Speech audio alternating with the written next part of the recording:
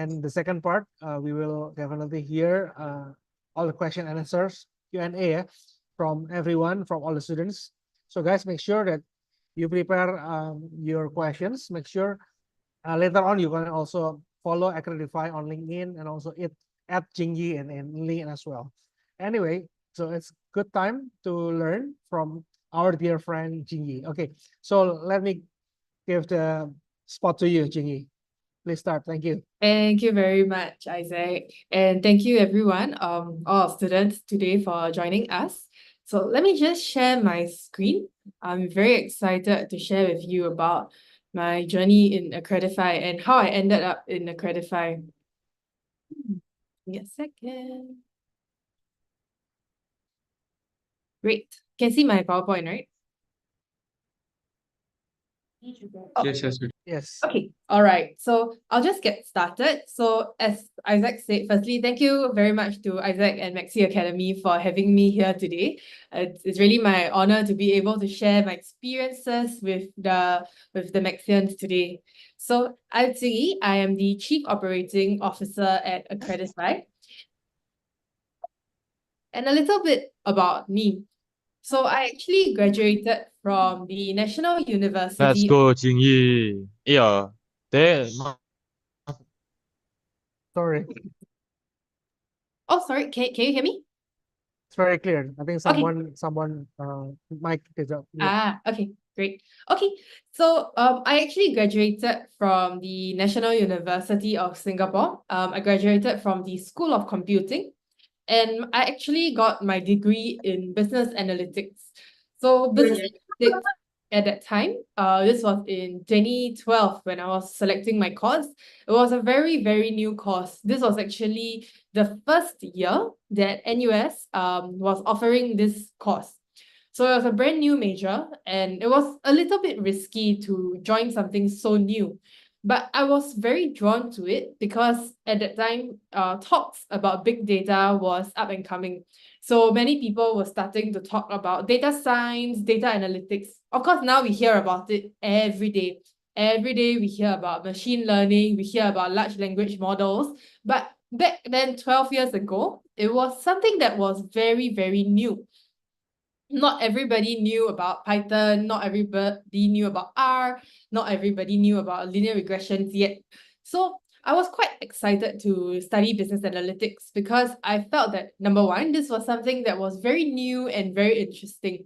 Number two, I really liked mathematics. So it was one of my strongest subjects before I went to university. And number three, I wasn't really drawn to anything else in the course offering. So I didn't want to do a regular business degree because I felt like it was very generic. And I knew I didn't want to be an accountant. I didn't want to go into marketing. I didn't want to do a full computer science degree as well because I have never been very strong in computing. So my computing knowledge was always very basic. So I thought to choose something quite in between. And I think it played out quite well. So as a business analytics student, I got to learn both the business side as well as the computing side. So we would take basic courses in both business, so marketing, finance, accounting. We would also take programming courses. So I learned how to code in Python, in R, in Java, in C. And that was also very interesting because I got to get a balance and understanding of both the business side as well as the computing side and the computer science side. So I really liked that, and I really liked how we were taught to use computing, use coding to actually solve real world business problems. So what we learned was not just how to code, but how to design solutions so that real world businesses and real people could actually use our solutions and use programming to improve their lives. So I graduated with the business analytics degree, and I went on to my first role actually at Credit Agricole Corporate and Investment Bank. So this is a French bank based in Singapore as well. So they have a regional headquarter here in Singapore. And I joined them as a business analyst. So this was fresh out of university. I went to join the French bank And as a business analyst, my role was to bridge the technology team with the business team. So I would gather the business requirements and then translate them into technical specifications for the engineering team to actually code out. So for example, the business team would say, okay, as an investment bank, we need to track the exchange rates. And this is how we actually track. This is how we calculate the different rates. So I would then take this information, understand this, and then translate this into user stories. So I would tell the technical team, okay, you need to take this column in the database, divide it by this column, and then translate it into another column before you get the final. And this was actually very interesting to me because I got to use my knowledge learning both the business and the programming side. And then I also get to implement this into a real world solution. So we were actually building one of the largest corporate investment platforms that the bank was actually using at that time. So I was actually with them for about 8 months, and then I got a little bit bored. So in a large company, there are many people. Just our team in Singapore, we had about 30 people. This was just the technology team. That did not include the end users. It did not include the 2 business groups in France. So total, I think it was a team of about 60 people. So in such a big team, just working on a single product and such a huge team, I started to feel like I was a very, very small part, and I started to get a little bit bored. And this is when I actually decided to venture into helping my father. So my father runs a small ship supplies business where he actually sold shipping products. So imagine in a ship, you use a lot of different products, right? It's like a cruise ship. You will have food, you will have the kitchen, you will have the different rooms, you will have all the engine room, the technical specifications, so many different things. It's like a moving city all by itself. And my dad has been running this business for since 1996, so coming to 30 years right now. And at that time, he wanted to actually digitize the business. So it's a very traditional business. At that time, there were not much digital solutions in place yet. And then he spoke to me and he asked me, hey, do you want to actually help me with this digitalization journey? So I thought it was very interesting. So I said yes, and I actually joined him for 1.5 years. So during this time, I pretty much shadowed him. At that time, the company had around 40 people, including warehouse operations, sales, marketing, purchasing. And I got to learn actually all the different functions of the business. So I started out first with marketing and sales, understanding the different products. And then I actually found a gap in the warehouse systems. So I was very excited because I found a gap that a digital solution could actually be implemented to solve the problem. So at that time, the warehouse system was actually quite manual. So how it worked was that the salesperson would key in the sales order, and then they would put this in a basket, and the basket would be a pulley system down to the warehouse, where the warehouse picker will pick up the order form, and then he'll go around the warehouse to actually look for all the different items. But because we sold items that were very, very similar, so this could be maybe sheets of rubber that were just very, very slightly different. So maybe one would be 1 mm thick, and then the other one would be 1.5 mm thick. And to the naked eye, it's very easy to take the wrong product, and then as a result, cause maybe a loss or gaps in the warehousing system. So what I actually did was to implement a new warehousing system where everything was automated. So once the salesperson keyed in the sales order, the warehouse pickers will actually receive this in their mobile phone. So they all had a dedicated warehouse mobile phone. They will receive the order inside. All they needed to do was click on the order, and then they would see the different items. Then they would just need within the different items, if they click on the item, it would show them the location in the warehouse as well as the shortest route that they should go to pick the different items. Whenever they reach the warehouse shelf, they just need to scan the item, and then they'll be able to pack it very quickly. So I really like this digitalization journey where using technology, we can actually solve real problems that businesses are facing. So after 1.5 years, I finished this digitalization project, including digitalizing the HR processes, procurement processes, and so on. And I decided that it was actually time for my next adventure. And this was when I actually joined Accredify. So I joined Accredify back in May 2020. And right now my role is the Chief Operating Officer.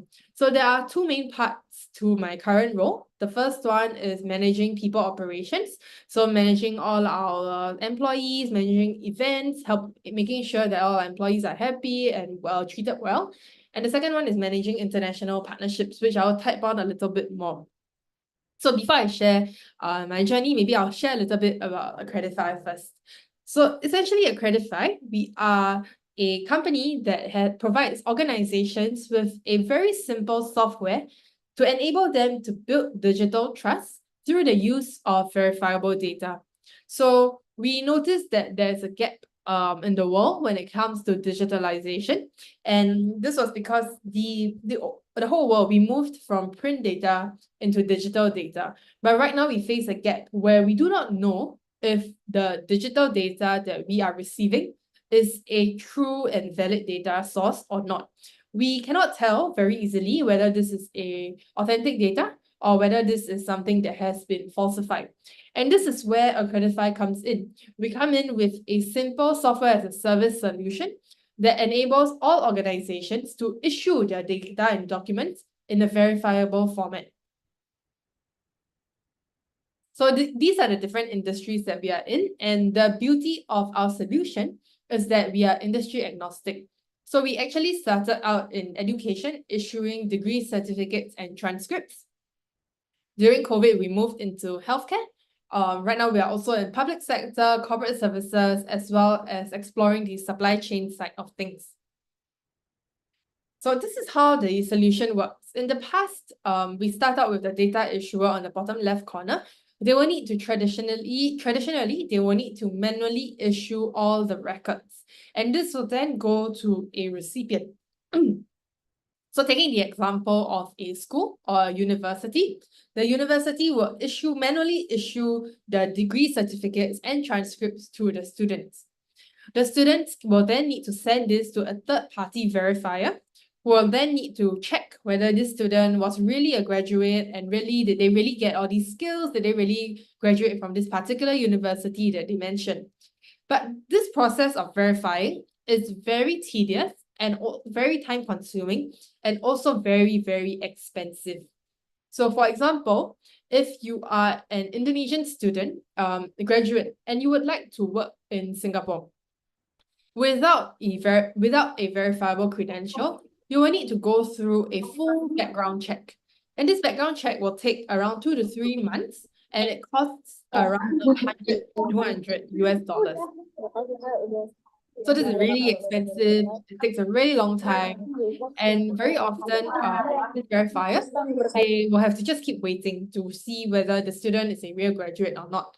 But with Accredify, we actually streamline this process by making the recipient a bridge of this verifiable credential. So the data issuer will send a verified credential to the student, who can then send this to a verifier that can instantly authenticate the document. These documents are backed by blockchain technology, so anyone who receives it can actually check it immediately, and nobody, including the student, can make any changes to the document. So if now you have a verifiable credential and you are coming to Singapore to work, you can actually skip the entire background check process, and your application can be instantly processed. So this is how the Accredify journey has been. We started in 2019 with the education sector.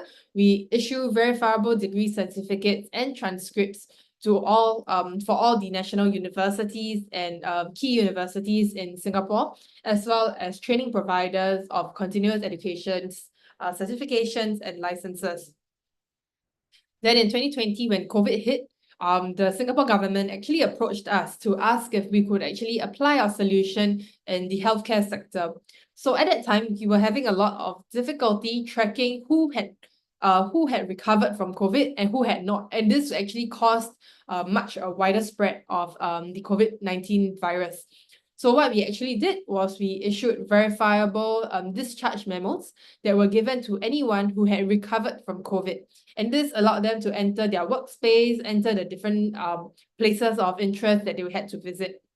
We actually then expanded this into pre-departure travel tests. So if you were flying out of Singapore, you would have to take a PCR test. I'm not sure if we all remember that, how painful that was. And then you would receive a verifiable travel memo that you would have to show the immigration officer before you boarded a plane. So this was in 2020, 2021. In 2022, we expanded internationally, opening our first office in Australia, doing the same thing for them in healthcare. In 2023, we started our expansion into Japan, as well as in 2024 into the built environment. So we certify fire safety products, as well as expanding our healthcare use case into non-COVID documents. Now, in 2025, our plan is to strengthen and explore by expanding our use cases into different industries. So we have been very lucky because even though we are a small startup, we have been able to work with very big clients, including ministries, universities, banks, civil defense, very large MNCs. And this has actually helped us to grow and strengthen our processes very quickly because we had to ensure that whatever solution or service we were deploying could meet the very, very high standards of MNCs and government clients. So that was Accredify's journey. Now I'll share a little bit about my journey with Accredify. So I joined Accredify in 2020 during the start of COVID. So at that time, Singapore was on a lockdown. We all had to work from home. So I joined firstly as a key account manager. At that time, the company was the four founders, one full-timer and about 5 to 6 interns. I was the second full-time hire. And when I first joined, what the CEO told me was that I cannot tell you what your job scope is, but we will just be thrown things from all directions in all ways. And there will be very little resources. I will not be able to handhold you through the journey. You will have to figure it out yourself. And I thought that was very exciting because compared to my first job in the bank, everything was very, very structured. And every day I was doing the same thing. So I was very drawn to this very exciting and unknown space, as well as a startup that was actually very fast growing. So I joined at that time as a key account manager because that was where the biggest gap that the company had was. We started to onboard many education clients, National University of Singapore, Nanyang Technological University. But it was very difficult for the CEO, one person doing sales and BD, to actually manage these accounts. So I actually assisted him in the management of the education clients. Then in 2021, during our expansion into healthcare, there was a very short mandate where the Singapore government mandated that all clinics who wanted to issue COVID-19 test results had to use a verifiable credential to do so. So I think they announced this maybe in December of 2020, and the deadline was in March 2021. So within that period, we had to onboard more than 400 clinics into our new system. This was difficult because our system was designed for education, and we had to quickly develop something for healthcare, quickly onboard and train these 400 plus clinics. We also had to provide 24-hour customer support because unlike schools that were working only from 9 to 6, the clinics and the flights were going on 24/7. So we had to make sure that someone was on call to ensure that the passengers were able to fly regardless of the time and day. This was also when I transited into my roles from key account manager to chief operating officer. In 2022, my scope further expanded where I took up the people operations, which covers all the human resource aspects of things.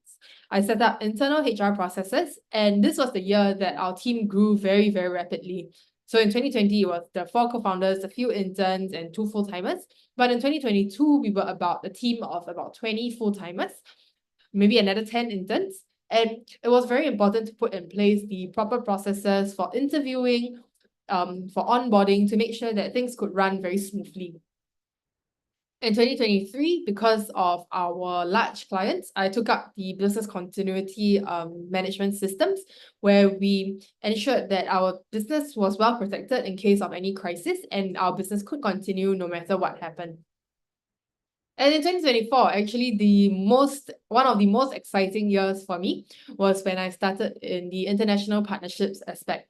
So as Accredify, because we felt that the Singapore market is very small, tiny compared to Indonesia and the rest of the world, we decided that we wanted to expand overseas.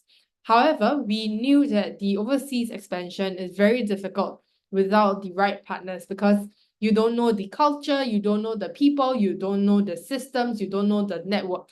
And that's why we started taking a partners first approach in 2024 for our international expansion. Right now, I focus on this, particularly in the markets of Indonesia, China, Philippines, Japan, and India. 2024 is also the year we continue to double down on the expansion into new use cases. And this has been very exciting because I get to learn about the different contexts, different industries, and see how our solution can actually be applied in their industry. So the challenges. So the last 5 years, 4+5 years, has been very challenging and very exciting. And every year the challenge is a little bit different. As a key account manager, education sector and Web3 was very, very new to me.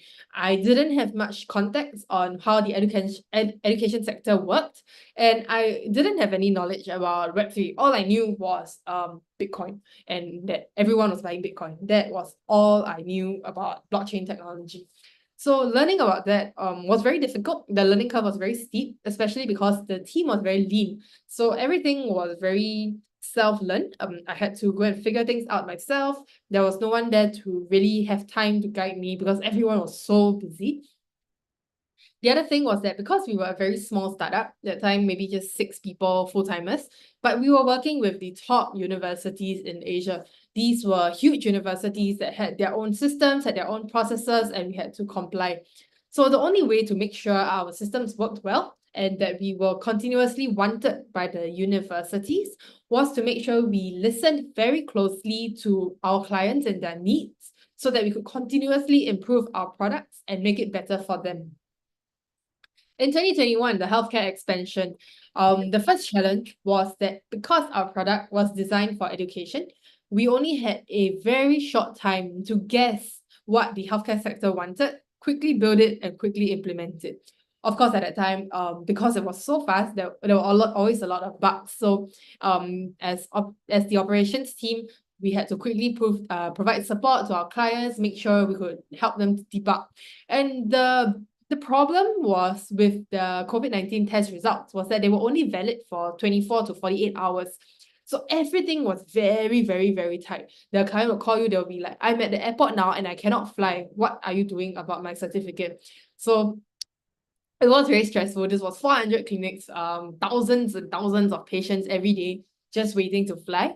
And because it was COVID, we always had to make constant changes, always had to understand how the situations around the world is changing and make sure our product could keep up with that.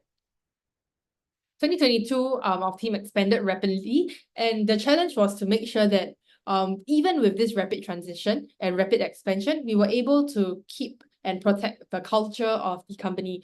So we at Accredify, even up to today at about 40 people, we focus very, very strongly on culture. We make sure that we hire the right people with the right attitude and the right aptitude. So because of this importance on culture that we place, it was very important to make sure that even when we grew, we were able to protect this culture. So we had to make sure that there were more structures, policies, and processes that had to be put in place. But at the same time, we had to balance this order and discipline with understanding and empathy for the employees. So that was quite challenging for me as well. And 2023 business continuity, the first thing was that because we were working with such big clients, because we had to make sure that whatever processes we put in place right now could be kept and could meet all the standards and high requirements that they have. And because the team was very small in the beginning, a lot of processes that we had used to be very reactive. So we would say, oh, we need this now. Then we start to implement it. But right now we are at a stage where we need to be more proactive. We need to look at the best practices globally and make sure that we are always keeping ourselves at the highest standard. In 2024, international partnerships. I think the biggest challenge I have faced is to realize that the problems that overseas customers, overseas universities, and overseas students face is very different from the problems that we face in Singapore. So the biggest challenge was to re-understand the problems faced overseas so that we could better understand how we could position our product and the value proposition that we brought across to the different universities. Of course, cultural differences always plays a role. There are always small nuances, small behaviors that we do not know whether it might be offensive or rude in a different culture. And because we had a lack of network, we had a lack of support systems at the start, that's when we realized the importance of working with like-minded partners with the right skills and network in order to make international partnerships happen. So this very long experience has brought me very, very meaningful and important lessons. These are lessons that I will bring around with me for the rest of my life. And I hope that by sharing it today, it will help to shape your journey as well. So the lessons. First, a few things. I learned that it's okay to not have all the answers. So every year that I've had at Accredify, I've been moving into a new function. I set up new systems, I set up new processes, and a lot of time these were things that were very new to me. So I didn't have the answers. And at the start, because I'm a little bit nervous about not having the answers, right? I was quite panicky and I was quite anxious about not being correct all the time. But my experience then, and with a very supportive CEO and the other co-founders, I was very lucky because what I learned was that it's very okay and very important actually to ask for help. So everyone is very busy, but if you do not have the answers, it is okay to ask for help, ask for advice, so that you can actually reach the answer better. And together you can figure it out and make a better conclusion.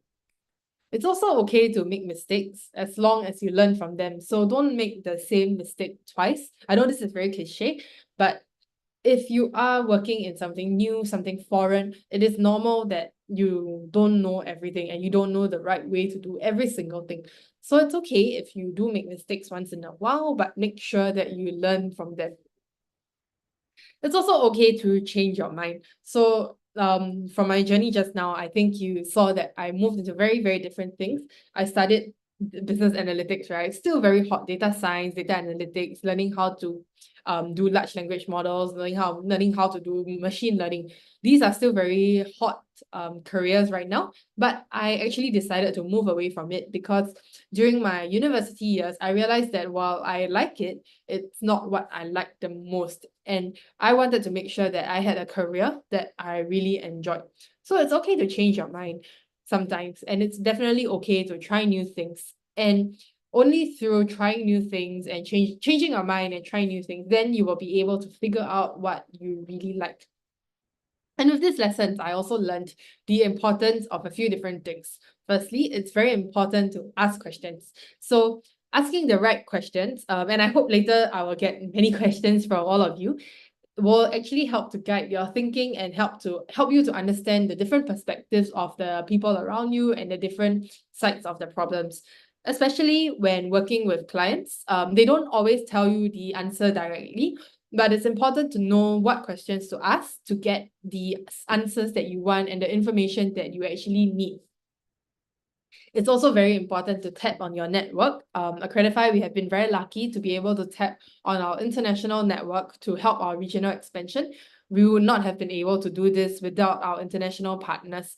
And we are very lucky also to be surrounded by very smart, very capable, hardworking people who have had their own experiences, had their own knowledge, had their own journeys. And one thing I learned actually was don't make the mistake yourself. Learn from your friends' mistakes and learn from other people's mistakes. So talk to the people around you, learn from what they have learned, learn from their journey so that you don't fall into the same trap. You know, one person making the mistake is bad enough. If you can avoid that, then do learn from that and avoid that as well. Or try new things again. It's very important. So always make sure that you are doing something new. And it's very important also to be resilient. So the journey hasn't been easy at all. It has been very challenging, in fact. But I think one thing that I really learned is the importance of being resilient and pushing through, even when the things get difficult. And the last thing, and I think the most important thing to me, is actually to keep learning and to continuously be upskilling. The world as we know it is always changing. The skills that are needed are always changing as well. And the only way to stay relevant is to always upskill, always teach yourself new things, always be taking new courses, always be learning something new so that you can always stay the most relevant. And in fact, I feel like the continuous learning and upskilling process is also a very good way to keep yourself very active and also a good way to understand what you actually like. So only when you learn something new, then you're able to say, oh, actually, I like this more than what I was doing before. Maybe I should focus on developing this skill instead, or maybe I should focus on moving into a career in this way. So if you don't take away anything from my sharing today, please just take away this one thing. Always keep learning and always keep upskilling.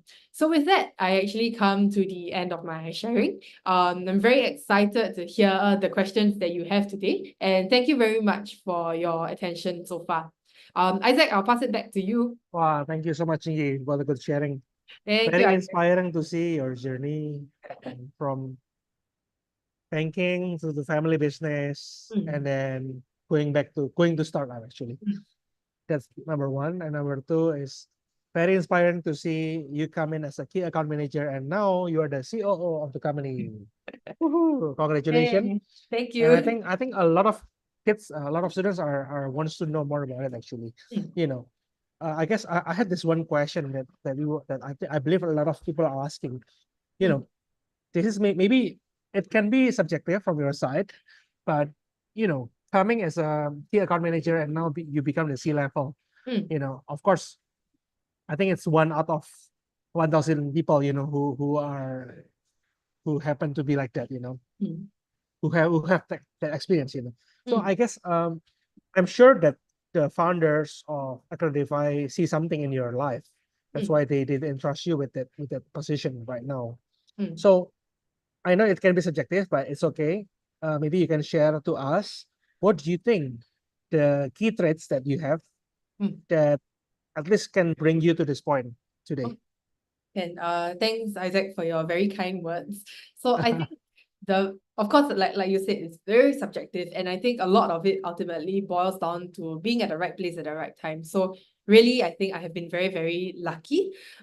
If I had to say one trait that I think I have that I think was able to bring me to this point was that I am very versatile.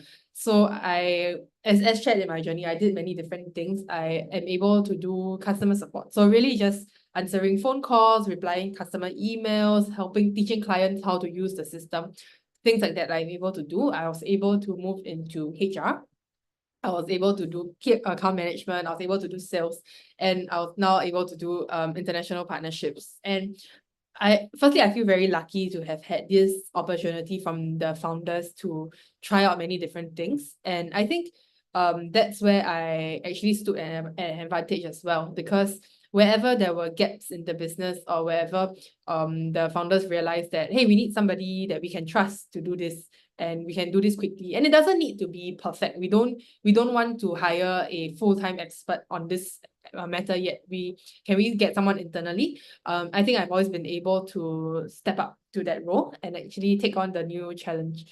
I don't do it perfectly. I always do it maybe 70% only, I think, if I'm being critical. But at least I think I've been able to put something in place. And then only when things are running and things are smoother, then we are able to hire the right people to come in and improve it and continue it. So for example, support, although I was the only one doing it at the start, we then had a team of 3 people running 24/7 and so on.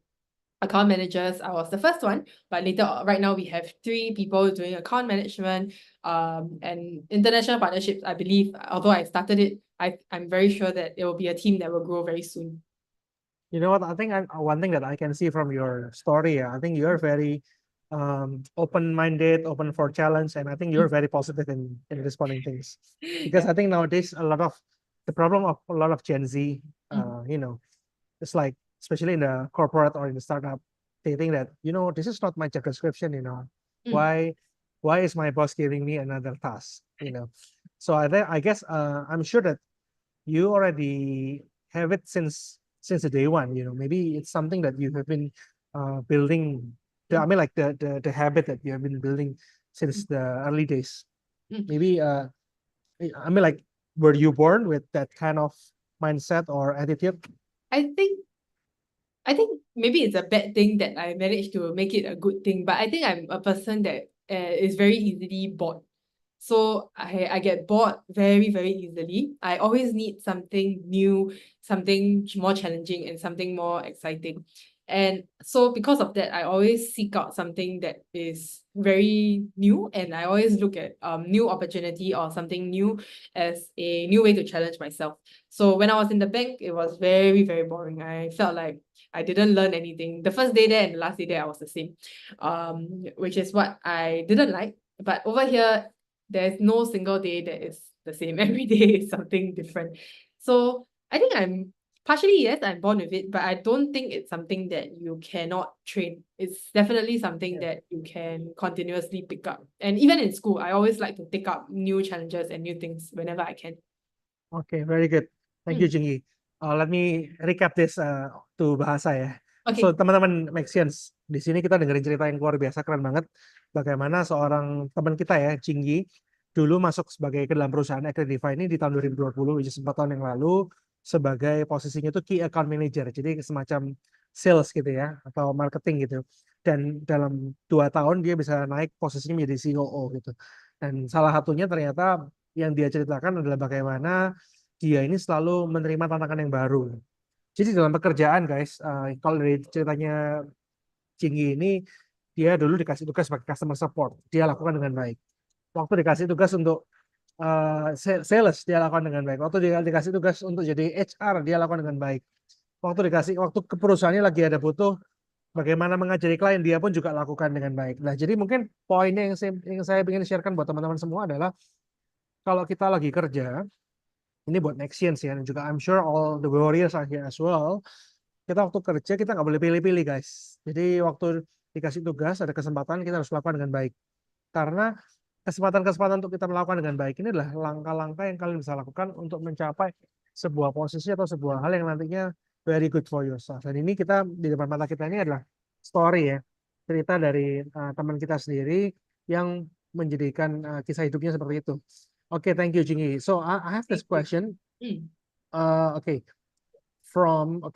let me ask. Yeah, let me check because we received a lot of questions, and I'm sure that we can really ask them. Yeah, ask all the questions to you. But you mentioned that you have set up offices in Australia and Japan. Yeah.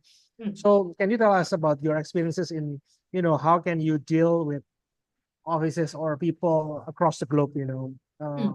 Can you share a little bit to us? So I think setting up offices, we have always been quite cautious about setting up an office because number one, the cost is very high.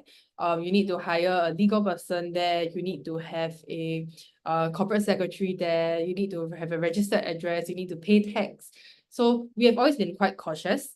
We actually set up our first office in Australia because we had a very big client there. So during the healthcare time, at the start, after this Australian client actually saw what we did in Singapore, they wanted to do the same in Australia. So they hired us, and because we had to have an Australian office in order to work with them, so we set up the Australian office there. it was quite difficult actually to manage the people there. So we actually have our chief commercial officer, my colleague Simon, who is actually based in Australia right now. So he's managing the sales there as well, both in the healthcare as well as in the education and government sectors. In Japan, it was even more difficult because I think first thing there was a huge language barrier. So researching about starting in Japan was very, very challenging. We sometimes didn't really know where to start. So we tapped on a lot of government resources, both from the Japanese and the Singapore government, to actually help us understand and navigate this process. In terms of managing the people there, it's not easy, but I think one thing that helped, which has helped us in Singapore as well, was being very, very picky about the people that we hired. So I think for a single, maybe software engineer, we would go through maybe 200 CVs. We'll interview maybe 50 of them. Maybe 30 of them will do a technical assessment and then we hire one person. It takes a lot of time, but it has helped us because we had very, very low employee churn. Everybody here is happy and everybody gets along with each other. So it's the same in Japan. We hired very carefully, and we are very lucky that we have managed to hire the right people. So the question is actually, what are the characters that you're looking for, Okay. especially for these young people in here who might want to apply in your company one day? I think first thing is resilience. So I think people that are able to go through difficult times. So I think the truth be told, like maybe Isaac, you will agree with me also. Startup times are not that easy. If you want something easy, go and work in a big company, go and work somewhere else. I think working in a startup is really not easy at all. And we want people that understand that and are willing to go through this difficult periods also with us. I think the second thing is people that are very versatile. So like we said also, I think the job description in a startup is never accurate. I don't think I have one person in the company who is doing exactly what the job description says and nothing more. You will always have something new. There will always be something interesting that somebody needs to explore, and we need somebody to actually do this thing. So people who are willing to take up these kind of challenges, I think is very important. People that are willing to step out of their comfort zone to try something new. I think those two are the most important. And then of course, soft skills. I think people in general that are nice and kind people. So you are people who have empathy. They are not people who are very arrogant, not showing off all the time. You know, I can do this, I can do that, I can I think not people like that. So those are perhaps the three main things. Oh, okay, awesome. So resilience, guys. Number one, resilience. Number two, people who are versatile, and people who are nice and kind. So this is three characters here, guys, if you want to be successful and working in Accredify one day, one time. Okay, so I have this question. I know in the chat there is one question from Shafa. We will ask that later. But maybe I want to ask these questions here from Widita Pasha from Universitas Indonesia. So the question is how Accredify could increase the productivity of the employee so that they can have the effective and efficient work, and how can Accredify maintain the happiness of the employee in the company? Okay, so I think it actually goes back to being very strict with our hiring. So we hire people because we are so strict in making sure that the people we hire have the right hard skills, so the technical knowledge that they need, as well as the right soft skills. So able to communicate well, are good team players, are not selfish. And because we have done this well, we have created an environment where everybody is very willing to help. So because I manage HR as well, right? And even if we do have employees that leave, if I ask them what do you like the most about Accredify, everybody will say the people. Not a single person has not said the people. Because I think they also know that working elsewhere, you will not always meet people who are smart, hardworking, and very, very ready to help you. Everybody works in a team. And because of that, everybody becomes very productive. You don't need to worry about, oh, is my credit going to get stolen? Is someone going to make my life more difficult at work?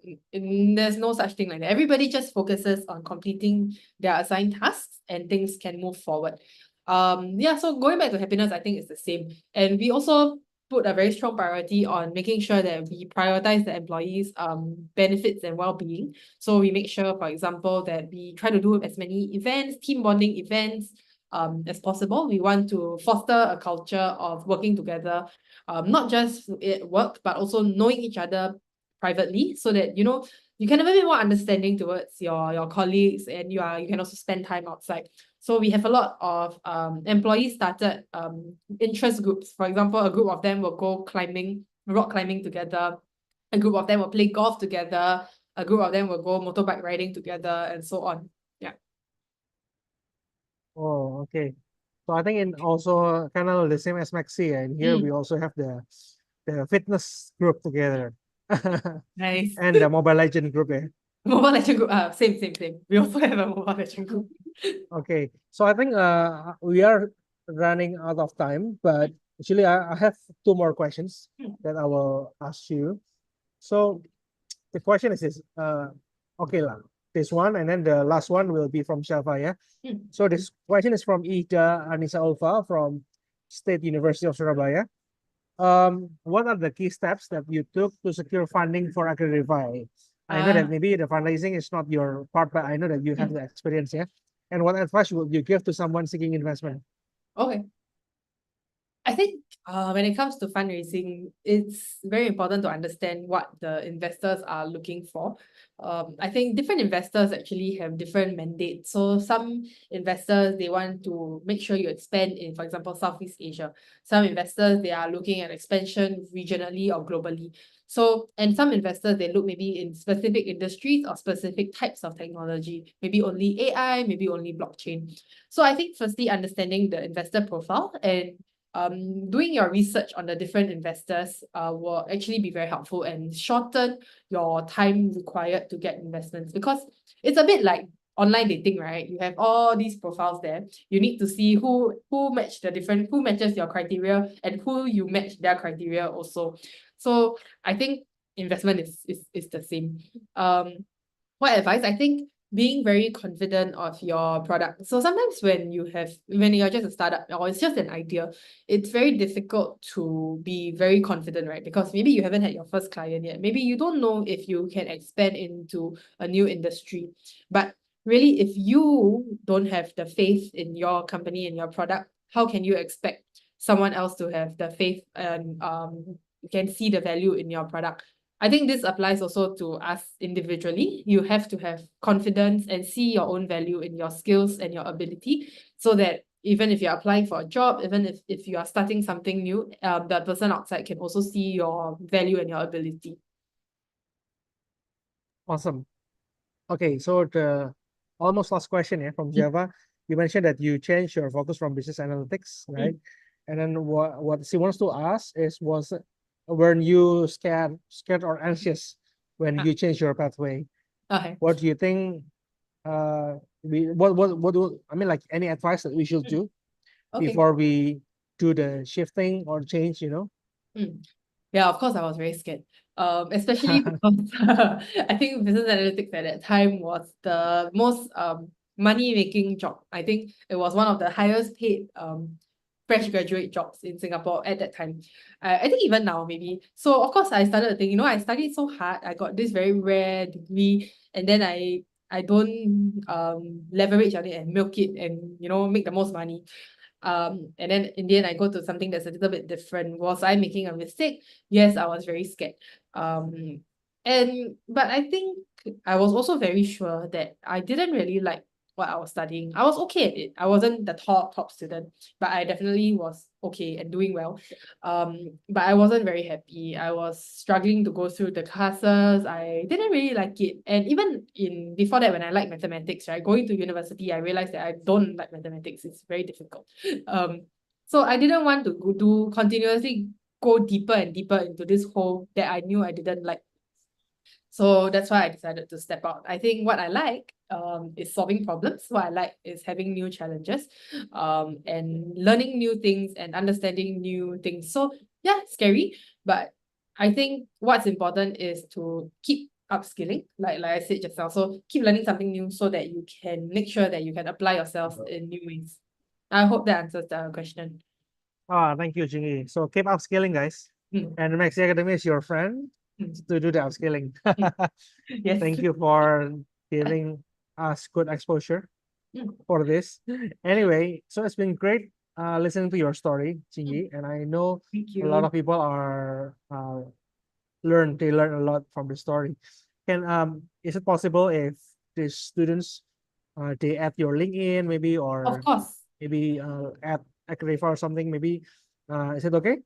Yes, let me just 1 second. Let me just get my LinkedIn link. Then Okay. I'll drop it in the chat. So anyone, please feel free to add me. If you have any questions, anything you wanna ask, feel free to reach out to me also. Let me just drop it here. Okay, this is my LinkedIn.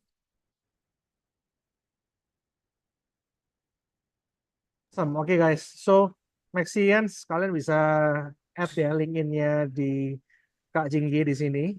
Jadi teman-teman semoga kalian belajar sesuatu hari ini. I know, right? It's getting better. Every week we have better speaker in Maxi Talks. Dan hari ini kalian semua bisa belajar dari seseorang yang namanya Jinggi dari Singapura gitu ya. Jadi segera add LinkedIn-nya Jinggi, Kak Jinggi gitu ya.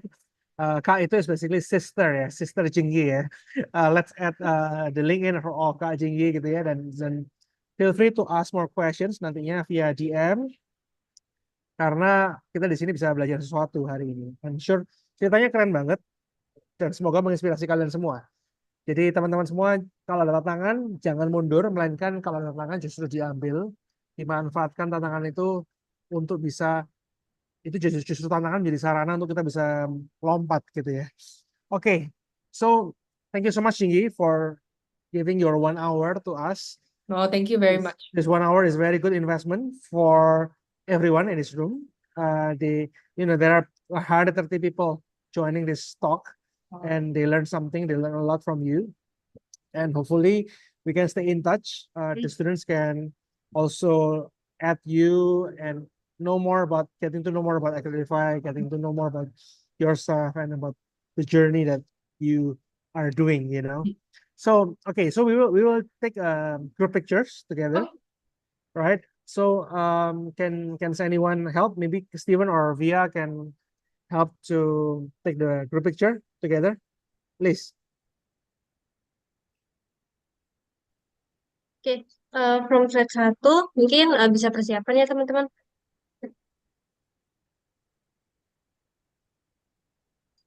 Oke, thank you. Dimulai 1, 2, 3. Slide yang kedua. Oke, 1, 2, 3.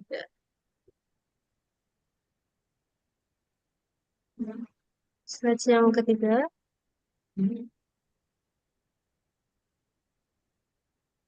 Slide yang keempat. Oke. 1, 2, 3. Oke, done kok Isaac. Okay, thank you so much. All right. Okay, so thank you Jinggi. Thank you so Thank much for the you. time. Juga teman-teman Maxians, thank you sudah join bergabung dalam acara kita hari ini. Minggu depan stay tune ya. We will have another Maxi Talks. Dan tentunya dari different industry, dari different positions. Tapi I'm sure you guys will learn something. Okay, so thank you so much for the time. Have a great day. Have an awesome Thursday and early weekend. Okay, goodbye. Thank you. Bye-bye. Bye.